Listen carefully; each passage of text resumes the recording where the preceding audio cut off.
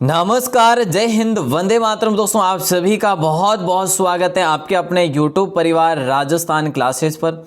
आइए दोस्तों, आज अपन बात करते हैं जीके 2222 प्रश्नों की सीरीज, जिसमें भाग संख्या 22 को आज अपन कंप्लीट करने वाले हैं। दोस्तों भाग संख्या 22 को, ठीक है। तो ये सीरीज जो कि आप सभी के लिए बहुत ही महत्वपूर्ण है, डेली अपन पढ़ते हैं। और दोस्तों इस सीरीज में आपको पता होगा, मैंने जैसा कि बता दिया आपको कि 2222 प्रश्नों में सारा जीके जो आ जाएगा इसमें, ठीक है, बिल्कुल। तो महत्वपूर्ण प्रश्न दोस्तों, ये डेली सीरीज होती है 6 बजे, और इसके बाद अब 8:40 पर भी क्लास होगी रात्रि के टाइम, और दोस्तों सुबह 9 बजे भी क्लास होती है। यहाँ पर दोस्तों केवल और केवल क्वालिटी एजुकेशन ही नहीं, यहाँ पर बिल्कुल सिलेक्शन भी दिया जाता है। आइए दोस्तों यहाँ पे बात करते हैं पहले क्वेश्चन की, लेकिन उससे पहले कल आपसे मैंने एक प्रश्न किया था।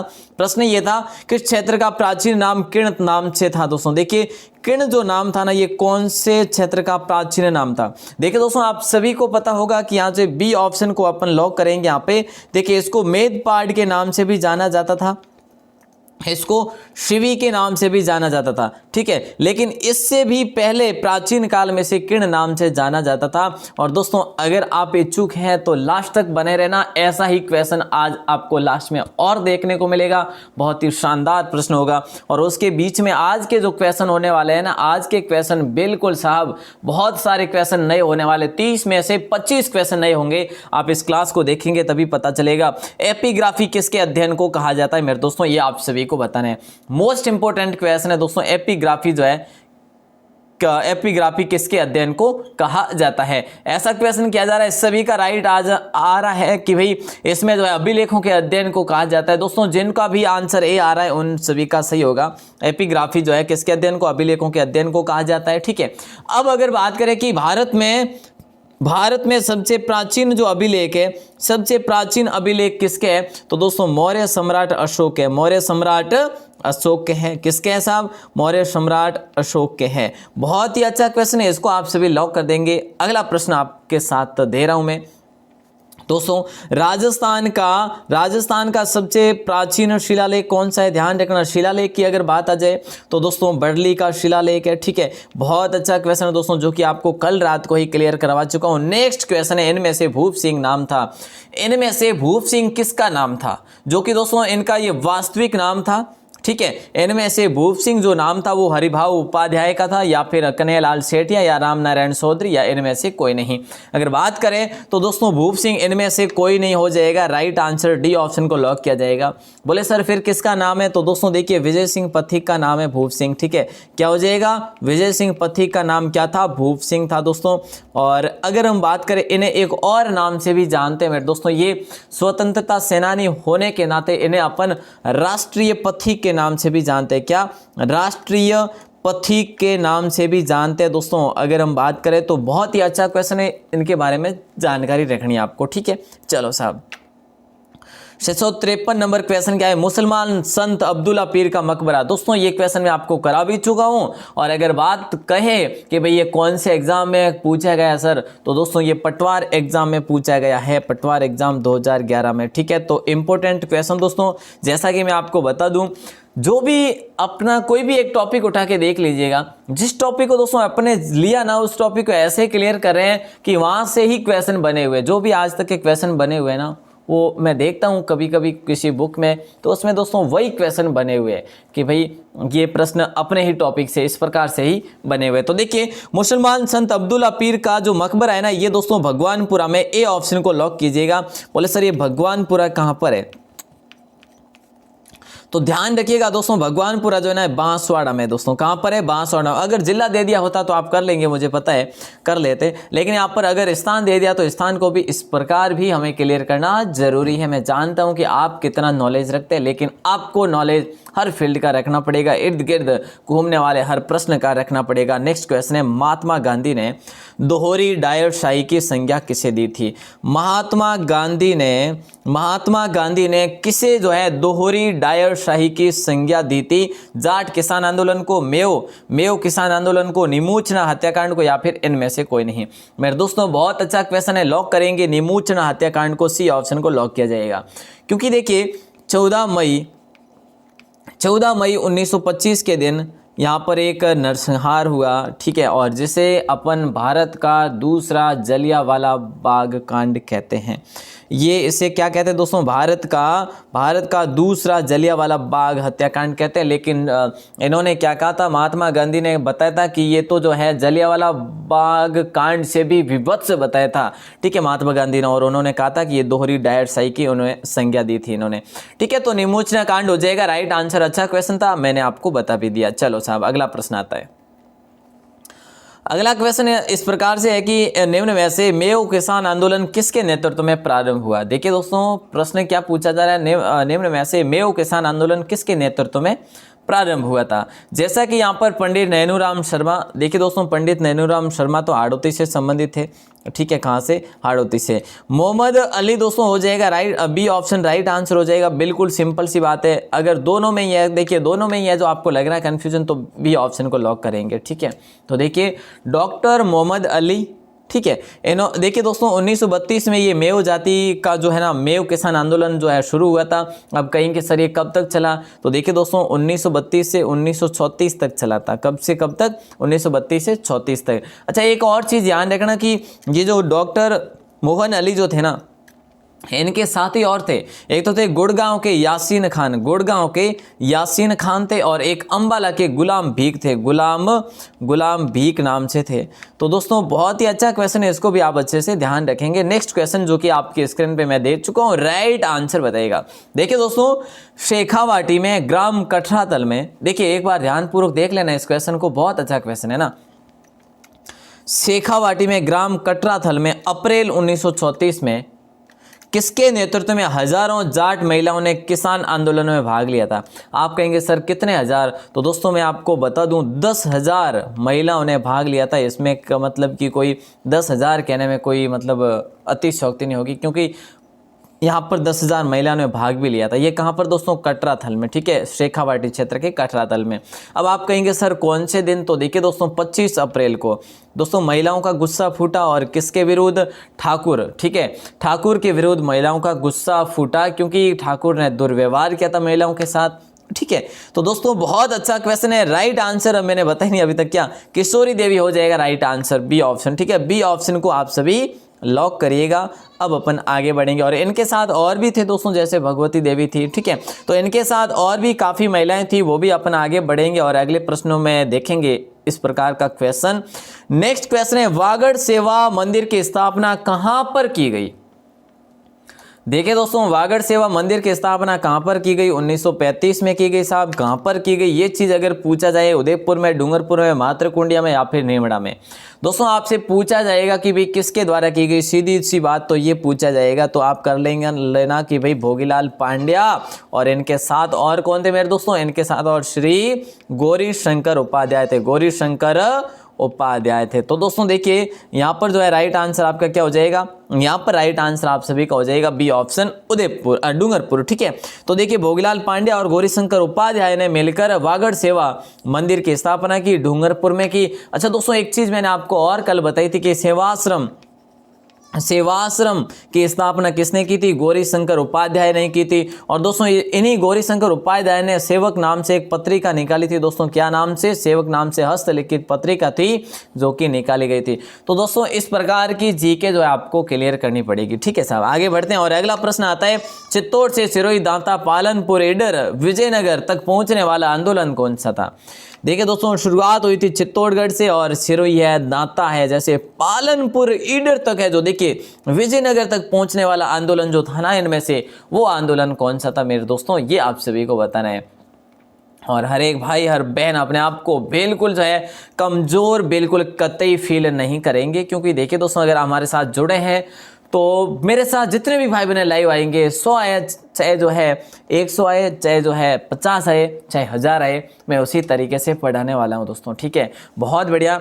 तो राइट आंसर जो हो जाएगा आप सभी का कि ये जो है ना, ये पहुंचने वाला जो आंदोलन था, ये एक ही आंदोलन था दोस्तों, यहाँ पर एक ही आंदोलन पहुंचा था ये इस जगह तक, ठीक है। अब आप कहेंगे सर ये एक ही आंदोलन जो है, ये जो है दोस्तों किसके द्वारा जो है किया गया था, तो एक ही आंदोलन मोतीलाल तेजावत द्वारा, ये इनका आंदोलन मोतीलाल तेजावत, ठीक है।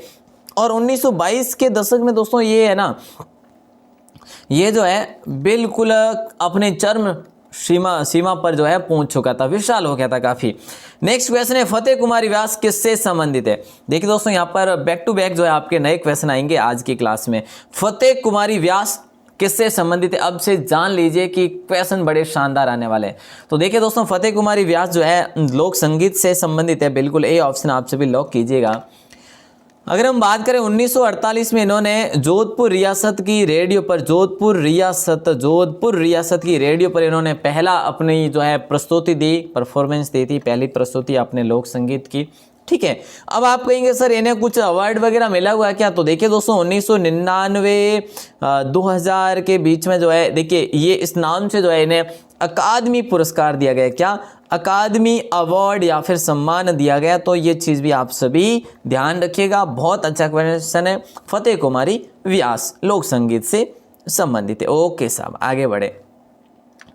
देखिए दोस्तों राजस्थान की मरु कोकिला का जन्म कहाँ पर होता है। पहले तो आपको ये पता होना चाहिए कि राजस्थान की मरु कोकिला है कौन, है ना, ये चीज़ ध्यान होनी चाहिए ना। तो देखिए दोस्तों राजस्थान की जो मरु कोकिला है वो है अल्लाह जिलाबाई। कौन है, अल्लाह जिलाईबाई। ठीक है, तो ये है दोस्तों मरु कोकिला। ठीक है, ये कौन थी दोस्तों, ये एक मांड गायिका। ठीक है, मांड गायिका थी। ठीक है साहब, मांड गायिकों को इन्होंने जो है विश्व स्तर तक पहुंचाया और काफ़ी प्रख्यात भी करवाया। तो देखिए दोस्तों अगर हम बात करें राजस्थान की मरु कोकिला की, तो जो है इनका जन्म होता है बीकानेर में। तो साहब बीकानेर में जो जन्म होता है कब होता है दोस्तों, फरवरी मंथ में 1920 में इनका जन्म होता है। मोस्ट इंपोर्टेंट क्वेश्चन है, आप सभी धैर्य के साथ पढ़िएगा, मेरे साथ लास्ट तक बने रहना है दोस्तों। अगर नए क्वेश्चन देखना चाहते हैं और रेगुलर पढ़ना चाहते हैं तो, है ना। चलिए आइएगा मेरे साथ, अगला प्रश्न आता है दूध व खारा आंदोलन किस रियासत से संबंधित है।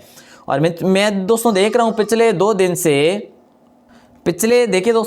दिन से देख रहा हूं काफ़ी जो है स्टूडेंट्स अपने अब जो है कम वॉच करते हैं, मतलब कि आते हैं और निकल जाते हैं। तो देखिए दोस्तों जो भी भाई बहन ऐसा करते हैं ना, देखिए आपका भविष्य आपके हाथ में। अगर आप ऐसा करते हैं तो देखिए जहाँ भी पढ़ो एक को पढ़ो। ठीक है, बहुत बड़ा आनंद आ जाएगा दोस्तों, क्योंकि जहाँ पर भी आपको टॉपिक वाइज पढ़ाई करवाए तो फिर आपको क्या चाहिए, टॉपिक वाइज जहाँ पर भी पढ़ाए वहाँ पर दोस्तों ज़रूर पढ़े।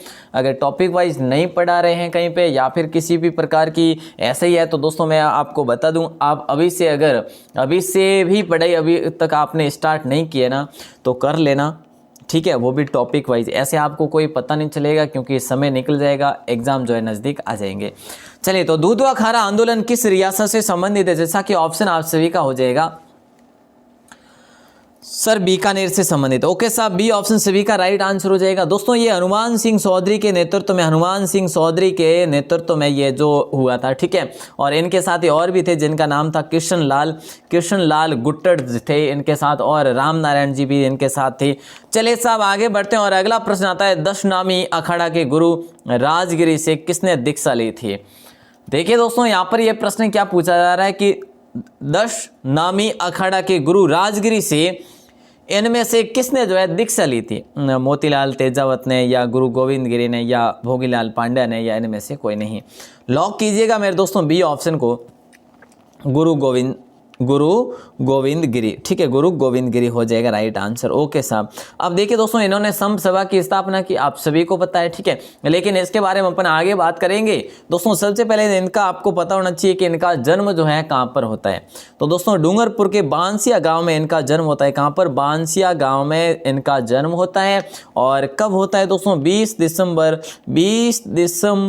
1858 में होता है दोस्तों, 1858 में। तो देखिए दोस्तों बहुत ही अच्छा क्वेश्चन है, इसको आप अच्छे से ध्यान रखेंगे। नेक्स्ट क्वेश्चन आपकी स्क्रीन पे आता है, गुरु गोविंद गिरी ने संत सभा का पहला अधिवेशन कहां पर किया था। ये तो सभी को पता है कि भाई संत सभा, ये तो सभी को पता है कि भाई बिल्कुल संत सभा की स्थापना जो है 1883 में की। वैसे दोस्तों संत सभा की स्थापना के बारे में बात करें ना, कहीं पर तथ्य 1903 भी है, कहीं पे तथ्य 1904 भी है। दोस्तों देखिए यहाँ पर 1983 में आपके लिए लेकर आया हूँ। ठीक है, ध्यान रखना, क्योंकि देखिए दोस्तों जहाँ पर अगर बात करें ना, जो मानगढ़ पहाड़ी है उस पर एक शिलालेख मिला है, उसमें 1904 का दे रखा है। तो आपको दोस्तों ये ध्यान रखना है, 1883 की भी ध्यान रखना है, क्योंकि ज़्यादातर क्वेश्चन अभी तक जो बने ना 1883 ही बने हुए हैं। ठीक है, चलो, तो ये कहाँ पर दोस्तों सिरोही में है। सिरोही में इसकी स्थापना होती है। गुरु गोविंद गिरी ने संत सभा का पहला अधिवेशन कब जो है किया, ये अगर पूछा जाए तो 1903 में किया दोस्तों। कब किया? 1903 में। बोले सर कहाँ पे किया? तो देखिए दोस्तों मानगढ़ पहाड़ी पर किया। कहाँ पर? मानगढ़ पहाड़ी पर। ठीक है साहब, आगे बढ़ते हैं और अगले प्रश्न की बात करें तो प्रजामंडल योगिन गीत सपनों आयो किसका जो है ये गीत है। देखिए दोस्तों प्रश्न यहाँ पर ये इस प्रकार से पूछा जा रहा है, प्रजामंडल योगिन गीत सपनों आयो जो है ना, जो किसका है, ये किसका है दोस्तों बताइएगा? माणिकलाल वर्मा का है। सिर्फ और सिर्फ कितना है ये गीत? सपनों आयो। ठीक है, सपनों आयो। तो जो है रामनारायण चौधरी होगा या भोगीलाल पांड्या या हीरालाल शास्त्री। ओके साहब, हीरालाल शास्त्री जी को लॉक कीजिएगा। सपनों आयो जो है ना ये प्रजामंडल कालीन जो गीत है दोस्तों, सपनों आयो उस समय का इनका गाया हुआ है। ठीक है दोस्तों, ध्यान रखना एक जो है ना पंछीड़ा जो है दोस्तों, देखिए पीड़ितों का पंछीड़ा। ठीक है, पीड़ितों का पंछीड़ा। तो दोस्तों ये किसका है? ये आप सभी को पता होना चाहिए कि ये माणिकलाल वर्मा का है। क्या है? पीड़ितों का पंछीड़ा। तो ये चीज़ भी ध्यान रखना, बहुत ही अच्छा क्वेश्चन था। नेक्स्ट क्वेश्चन इस प्रकार से आपकी स्क्रीन पे है, विद्यार्थी यूथ लीग की स्थापना किसके द्वारा की गई थी? देखिए दोस्तों विद्यार्थी यूथ लीग की स्थापना की बात करें तो मैं आपको बता दूं दिल्ली में की गई थी। अब आप ऑप्शन पढ़ लीजिएगा, दिल्ली में की गई थी। बोले सर कब की गई? तो दोस्तों 1929 में की गई। अब आप आंसर बता पाएंगे, ए भी नहीं होगा, बी भी नहीं होगा, सी भी नहीं होगा, डी ऑप्शन हो जाएगा। टीकाराम पालीवाल जी ने की थी दोस्तों। विद्यार्थी यूथ लीग की स्थापना टीकाराम पालीवाल ने दिल्ली में 1929 में की। क्लियर हो गया ये टॉपिक? आओ साहब साथ में चलते हैं, आइएगा मेरे साथ। देखिए दोस्तों सुरेवाला का सरकारी स्कूल कहां पर है? पूछा क्या जा रहा है, एक सुरेवाला नाम करके एक सरकारी स्कूल है सुरेवाला का। ठीक है, ये सुरेवाला का सरकारी स्कूल कहां पर है, जिसमें 15 गांवों के विद्यार्थी पढ़ने के लिए जाते हैं। इतनी दूर दराज से कुल 15 गांवों के विद्यार्थी यहाँ पर पढ़ने के लिए जाते हैं। वैसे यहाँ पर दोस्तों ये तो ठीक है कि भाई छोटी बात होगी, लेकिन ध्यान रखना इस स्कूल का इतना परफॉर्मेंस है, ये इतनी प्रसिद्ध है अपनी स्टडी लेवल में। तो देखिए दोस्तों इनको जो है ना एक अवार्ड भी मिला हुआ है 2018 में। ठीक है, कौन सा? 2018 में अवार्ड मिला था दोस्तों, excellence in school performance award. क्या? Excellence in school performance award. ठीक है, तो दोस्तों लिख नहीं पा रहा हूँ, मैंने आपको बोल दिया, वो लिख लेना। ठीक है, और दोस्तों ये जो है ना ये आदर्श स्कूल है। ठीक है, आदर्श स्कूल है। तो दोस्तों ये आदर्श स्कूल में राज्य में प्रथम स्थान प्राप्त करने वाली ये स्कूल है, इसीलिए इन्हें जो ये परफॉर्मेंस का जो है अवार्ड भी दिया गया। तो अच्छा क्वेश्चन है, लॉक करेंगे सी ऑप्शन को, हनुमानगढ़ में सुरेवाला का स्कूल। क्लियर हो गया? आओ साहब मेरे साथ बढ़ो, आगे बढ़ो, आओ आगे बढ़े। तो अगला प्रश्न आता है कि मेवाड़, बांगड़ और आसपास के क्षेत्रों में भीलों में सामाजिक सुधार के लिए लसोड़िया आंदोलन का सूत्रपात किसने किया था? देखिए दोस्तों ये प्रश्न बहुत अच्छा है। भोगीलाल पांड्या होगा क्या, या फिर गोविंद गिरी, या फिर मोतीलाल तेजावत, या माओजी? यहाँ पर दोस्तों बहुत सारे भाई बहन कंफ्यूज होंगे। राइट आंसर होगा आपका सी ऑप्शन। ठीक है, ये मावला जो थे दोस्तों, माओजी जो थे, ये साबला में इनका जन्म होता है, और इनकी जो धुनी थी या फिर इनकी जो तपस्या स्थली थी वो बेणेश्वरी थी। ठीक है, तो बेणेश्वर दोस्तों ये कहाँ पर पड़ता है? ये डूंगरपुर में, ये तो सभी को पता ही है। ओके साहब आगे बढ़ते हैं, जो कि आदिवासियों का कुंभ कहा जाता है। आइए दोस्तों अगले प्रश्न की बात करें तो कलेश्वर महादेव मंदिर किस जिले में स्थित है, जो प्रकृति की नैसर्गिक छटा से परिपूर्ण है? कलेश्वर महादेव मंदिर कौन से जिले में? दोस्तों मैं आप पे एक चीज बता दूं, पहली बात तो यहाँ पर यह है कि प्रकृति की नैसर्गिक छटा से ये परिपूर्ण है, और दोस्तों यहाँ पर सीधी सीढ़ियां हैं ऊपर चढ़ने के लिए, क्योंकि ये पहाड़ी पर मंदिर है। ठीक है, सीधी काफ़ी सीढ़ियां जो है चढ़ने के लिए पहाड़ियों पर मंदिर है। ठीक है, अब देखिए दोस्तों यहाँ पर एक गौमुख क्या है? यहाँ गौमुख जो है जिसका नाम है झरने का, वहाँ से निरंतर पानी बहता रहता है। तो ये चीज़ भी यहाँ पर बहुत इंपॉर्टेंट है। तो दोस्तों राइट आंसर आप सभी का होगा बी ऑप्शन। नया क्वेश्चन आया ना बिल्कुल आपके लिए, तो बिल्कुल दोस्तों बी ऑप्शन को सवाई माधोपुर को लॉक करेंगे। सवाई माधोपुर के एक पहाड़ी पर स्थित है ये मंदिर। आगे बढ़े दोस्तों, नंबर 669 बदनौर का किला कहाँ पर स्थित है? बताइए साहब, बदनौर का किला। देखिए दोस्तों बदनौर, ठीक है, बदनौर का किला,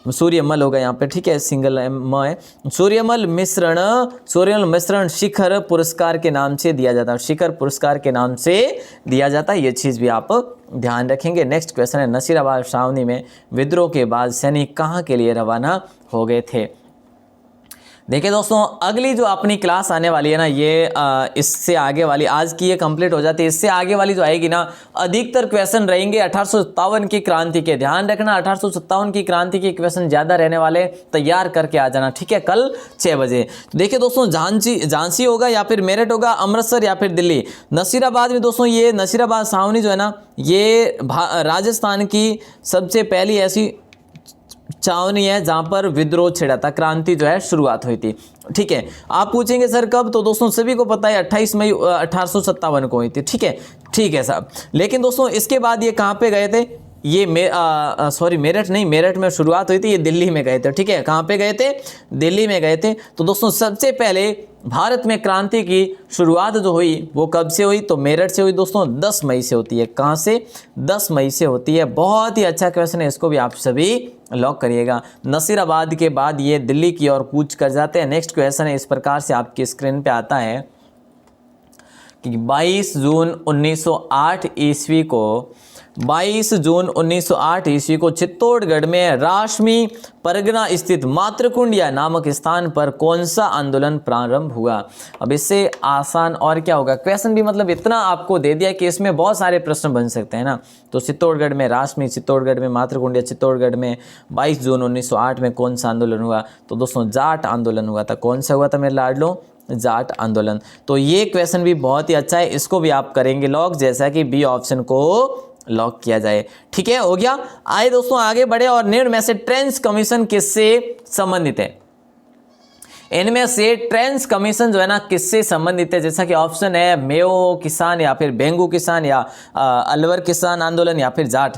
ट्रेंच कमीशन दोस्तों जो कि गठित हुआ था, यहाँ पे ट्रेंच कमीशन आया था दोस्तों, देखिए बेंगू किसान आंदोलन को लेकर आया था। और इस आंदोलन में आपको याद होगा दोस्तों 13 जुलाई 1923 के दिन कृपाजी और रूपाजी शहीद हुए थे। कृपाजी और रूपाजी जो है 2 किसान शहीद हुए थे दोस्तों। बहुत ही अच्छा क्वेश्चन है, इसको आप सभी लॉक कर देना। मैं देता हूं आपको अगला प्रश्न आपकी स्क्रीन पे, और अगला ये इस प्रकार से है, ऑप्शन थोड़े से छोटे आ रहे हैं, कोई बात नहीं। देखिए दोस्तों, कांगड़ किसान आंदोलन कहां पर हुआ? क्या कांगड़ जो किसान आंदोलन हुआ ये कहां पर हुआ? अजमेर, बाड़मेर, बीकानेर, अलवर? जल्दी आंसर बताइए। टाइम आउट हो रहा है साहब, टाइम आउट हो रहा है। बिल्कुल अजमेर नहीं होगा, बाड़मेर भी नहीं होगा मेरे दोस्तों, बीकानेर हो जाएगा। राइट आंसर सी ऑप्शन को लॉक किया जाए। बीकानेर को आप सभी लॉक करेंगे। किसको? बीकानेर को, ठीक है साहब। लेकिन दोस्तों इस कांगड़ किसान आंदोलन को और भी किसी नाम से जानते हैं, तो कानगढ़ किसान आंदोलन के नाम से भी इसे जानते हैं, और कांगड़ किसान आंदोलन के नाम से भी जानते हैं दोस्तों। 1946 में ये जो है ये हुआ था आंदोलन, ठीक है। अच्छा क्वेश्चन है। अब अपन आगे बढ़ेंगे और 678 नंबर क्वेश्चन आपसे किया जा रहा है।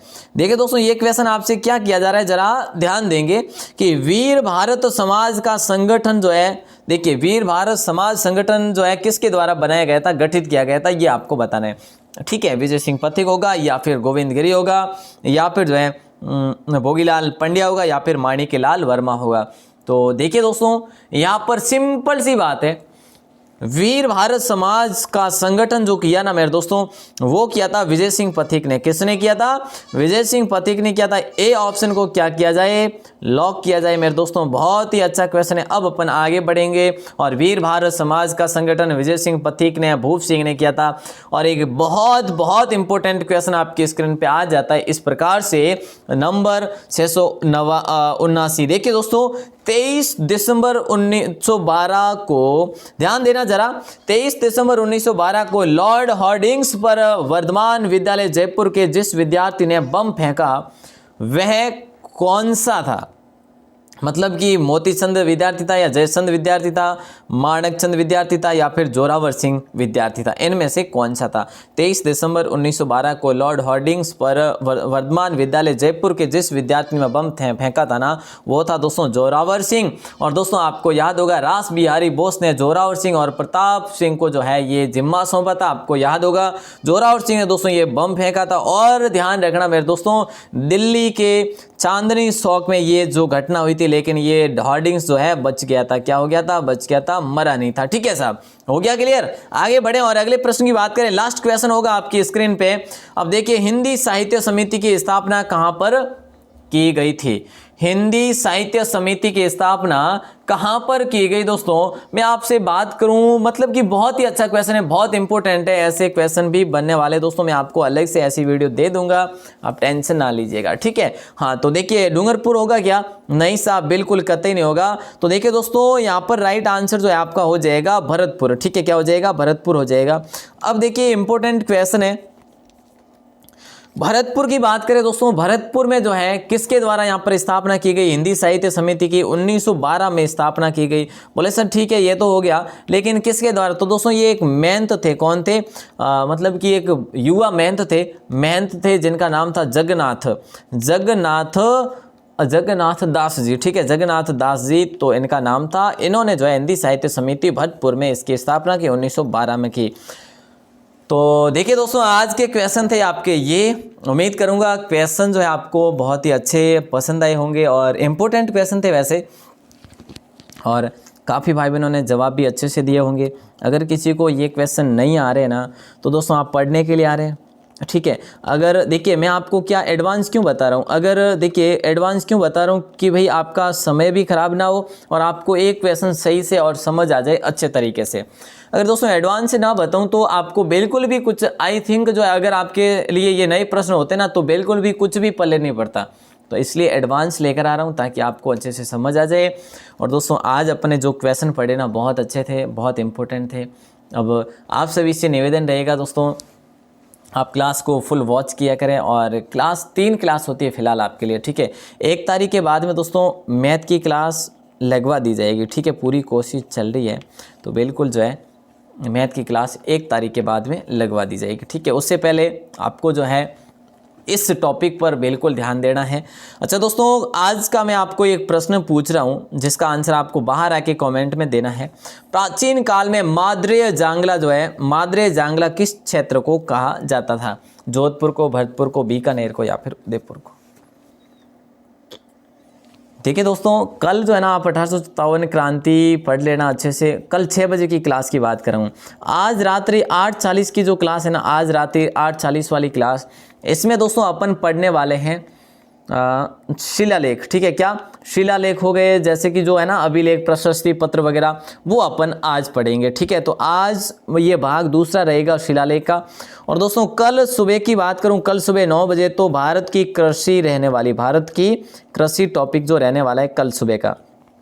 तो ये चीज़ें जो है बिल्कुल आप अच्छे से पहले से पढ़ के तैयार रखना। और दोस्तों कल रात्रि 8:30 पर कोशिश करूंगा, या फिर 8 बजे, जो भी है कल आपको बता दिया जाएगा। दोस्तों कल रात्रि की क्लास में महामैराथन चलाएंगे, ठीक है। तो महामैराथन में आपको और भी भाई बहनों को जोड़ना है, जो कि दोस्तों काफ़ी डिमांड आ रही, सर राजस्थान एक नज़र पढ़ाइए, वापस से हमारे लिए रिवाइज करना है। तो दोस्तों राजस्थान एक नज़र पढ़ाने वाला हूं।